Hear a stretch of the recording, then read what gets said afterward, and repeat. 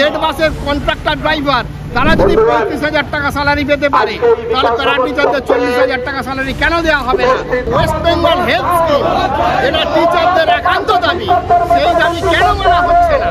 এটা টিচারদের বারে বারে প্রতিশ্রুতি দেওয়া হচ্ছে যে সম্মানজনক বেতন দেওয়া হবে, কিন্তু তা সত্ত্বেও দেওয়া হচ্ছে না। টিচারদের কেন জেন্ডার ট্রান্সফার মতো চালু করা হচ্ছে না? আমরা আজকে 3টে দপ্তরেতে আমরা মিট করব। কমিশনার অফ স্কুল এডুকেশনের কাছে আমরা জানতে চাই যে কেন টেটের বিরুদ্ধে অন্যান্য পার্শ্ববর্তী রাজ্য তারা যদি রিভিউ পিটিশনে যেতে পারে, তাহলে সুপ্রিম কোর্টের আদেশের বিরুদ্ধে রাজ্য সরকার কেন নিজেরা রিভিউ পিটিশনে যাবে না? 2, আমরা এটাও জানতে চাই যে সুপ্রিম কোর্ট যখন বলছে যে বকেয়া 25% দিতে হবে, তার বেলা মান্যতা দেওয়া হবে না, আর টেট দিতে হবে তার বেলা মান্যতা দিতে হবে, এবং প্রাইমারি টিচারদের তথ্য নেওয়া শুরু হয়েছে।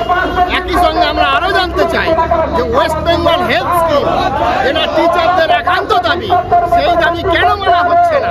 এটার বিষয়ে জানাতে হবে। এবং পাস গ্রাজুয়েট টিচারদের টিজিটি স্কেল, ক্যাশ, এগুলো কেন দেওয়া হচ্ছে না?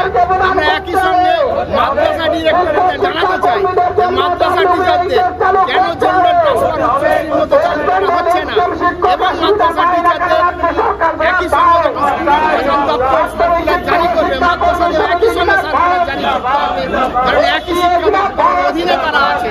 এবং একই সঙ্গে আমরা এটাও দাবি জানাচ্ছি যে স্টেট প্রজেক্ট ডিরেক্টরের কাছে আমরা জানতে চাইব যে প্যারা টিচারদের বারে বারে প্রতিশ্রুতি দেওয়া হচ্ছে যে সম্মানজনক বেতন দেওয়া হবে, কিন্তু তা সত্ত্বেও দেওয়া হচ্ছে না। তারা 10 থেকে 13,000 বেতনে তারা চাকরি করছে, এটা অত্যন্ত অমানবিক। তারা 20 বছর চাকরি করার পর যদি স্টেট বাসের কন্ট্রাক্টর ড্রাইভার তারা যদি 35,000 টাকা স্যালারি পেতে পারে, তাহলে প্যারা টিচারদের 40,000 টাকা স্যালারি কেন দেওয়া হবে না?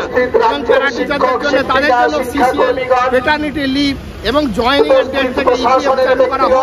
এবং একই সঙ্গে আমরা জানাতে চাই যে যারা রন্ধন কর্মী, মিড ডে মিল যারা চালিয়ে থাকে, তারা 12 মাস কাজ করার জন্য 10 মাসের সাম্মানিক কেন পাবেন? তাদের কেন 12 মাসের সাম্মানিক দেওয়া হবে না? এবং তাদের জন্য কেন ফেস্টিভ্যাল ব্যবস্থা হবে না? এই 3টি দপ্তরেতে আমরা স্মারকলিপি জমা দেব এবং আলাদা আলাদা প্রতিনিধি দল আমাদের প্রত্যেকের সঙ্গে মিট করবে। আরো ভালো ভালো খবর দেখতে সাবস্ক্রাইব করুন বাংলা হান্টের ইউটিউব চ্যানেল। বাংলা হান্টের আরো খবর দেখতে নজর রাখুন। বাংলা খবর মানেই বাংলা হান্ট।